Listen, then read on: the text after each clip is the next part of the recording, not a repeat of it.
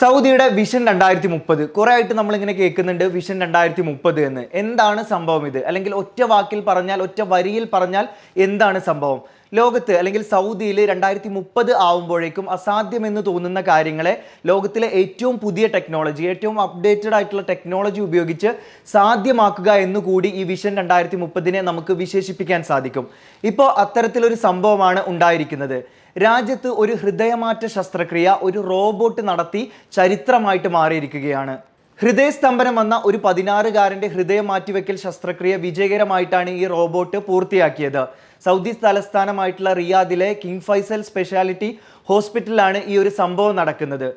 ആഗോള മെഡിക്കൽ മേഖലയെ തന്നെ ഞെട്ടിച്ച ഏറെ വെല്ലുവിളികൾ നിറഞ്ഞ ഈ ഒരു ശസ്ത്രക്രിയ സൗദി വംശജനായിട്ടുള്ള ഡോക്ടർ ഫിറാസ് ഖലീലിന്റെ നേതൃത്വത്തിലാണ് പൂർത്തിയാക്കിയത്. 3 മണിക്കൂർ എടുത്തിട്ടാണ് ഈ ഒരു ശസ്ത്രക്രിയ വിജയകരമായിട്ട് പൂർത്തീകരിച്ചത്.